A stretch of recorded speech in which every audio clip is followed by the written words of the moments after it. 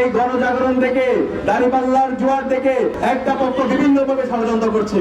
তারা আবার সে পেছন দিক দিয়ে ক্ষমতা আসতে চায়। 400 বছরের মধ্যে কোনো মোবাইল ফোন নেওয়া যাবে না। তারা আবার সেই কারচুপি নির্বাচন করতে চায়, আবার সেই পেছন দিক দিয়ে ক্ষমতা আসতে চায়। বাংলাদেশের যে 12 কোটি এবার ভোটার আছে, তারা ইনসাফের পক্ষে, আমাদের দাঁড়িপাল্লার পক্ষে, 11 ভোটের পক্ষে।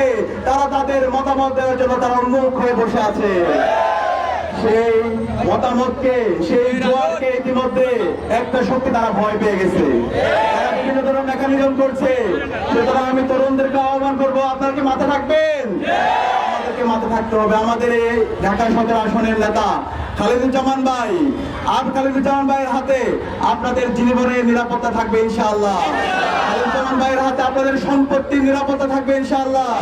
খালিদুজ্জামান ভাইয়ের হাতে আমার মা বোনদের ইজ্জতের নিরাপত্তা থাকবে ইনশাআল্লাহ। আপনারা এমন কাউকে নেতা বানাবেন না যে আপনাদের রেখে চলে যাবে। আপনারা এমন কাউকে নেতা বানাবেন যিনি সবসময় জনতার কাতারে থাকবে। খালিদুজ্জামান কি আপনাদের জনতার কাতারে ছিল? বস্তিবাসীর সাথে ছিল? আমাদের নেতা ডক্টর শফিকুর রহমান কি জনতার কাতারে ছিল? গত 16 বছরে তিনি জনতার কাতারে ছিল।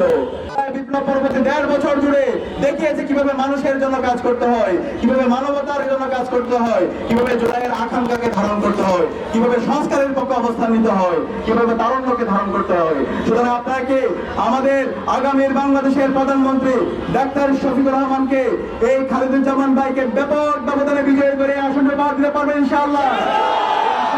ইতিমধ্যে ডাকসুতে যে রায় এসেছে, সর্বশেষ ডাকসুতে যে রায় এসেছে, আগামী 12 ফেব্রুয়ারি ব্যালট বিপ্লবের মাধ্যমে দাঁড়িপাল্লার কান্ডারে ইনসাফের প্রতিনিধি খালিদুজ্জামান ভাই ব্যাপক ব্যবধানে বিজয় হবে ইনশাআল্লাহ।